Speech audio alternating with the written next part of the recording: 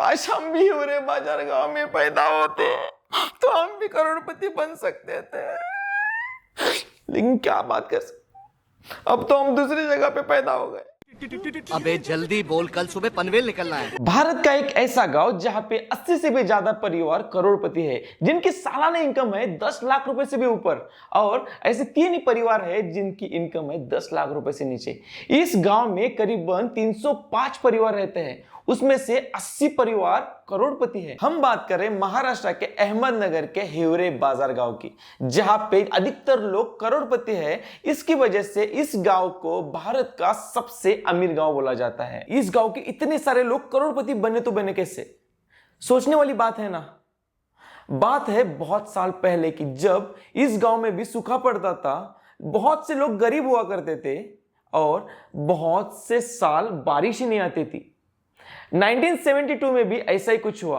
उस साल पूरा साल बारिश ही नहीं हुआ, उसकी वजह से बहुत से लोग उस गांव से पलायन कर गए, मतलब गांव ही छोड़कर चले गए। 17 साल बीत गए, इस गांव में भी सुनहरे दिन आने वाले थे।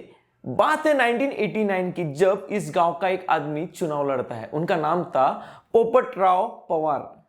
पोपटराव पवार जीत के आते हैं और इस गांव के सरपंच बनते हैं।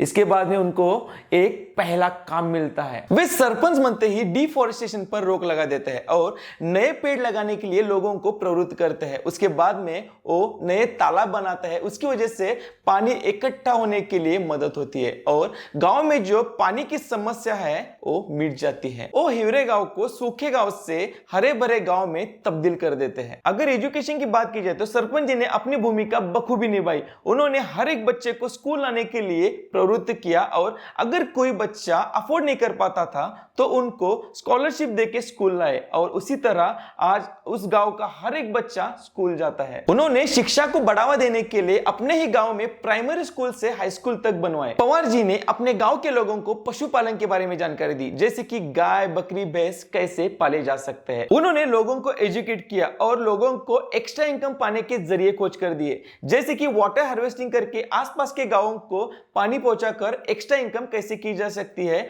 उन्होंने लोगों को सिखाया। ऐसे करते करते गांव के लोग सुधरने लगे और गांव में डेवलपमेंट बढ़ने लगा। गांव का डेवलपमेंट देखने के लिए देश ही नहीं बल्कि बाहर के देशों से भी लोग आने लगे और पवार जी से मिलने लगे और लोग गांव के डेवलपमेंट के बारे में जानकारी लेने लगे। उसकी वजह से गांव में पर्यटन बढ़ा, उसकी वजह से गांव के लोगों की आर्थिक स्थिति भी बदलने लगी। पोपटराव पवार जी को उनके सामाजिक कार्य में आउटस्टैंडिंग परफॉर्मेंस की वजह से 8 नवंबर 2021 को भारत सरकार द्वारा उनको पद्मश्री पुरस्कार दिया गया। जब भी हम संघर्ष की बात करेंगे पोपटराव पवार जी का नाम सबसे पहले रहेगा, क्योंकि उन्होंने असंभव को संभव करके दिखाया है अपने जिद्द से, अपने लगन से। इस गांव से हमारे देश के हर एक गांव को सीखना चाहिए। अगर आपको हमारा वीडियो अच्छा लगा तो लाइक कीजिए, कमेंट कीजिए और अपने गांव के लोगों के साथ इस वीडियो को शेयर कीजिए।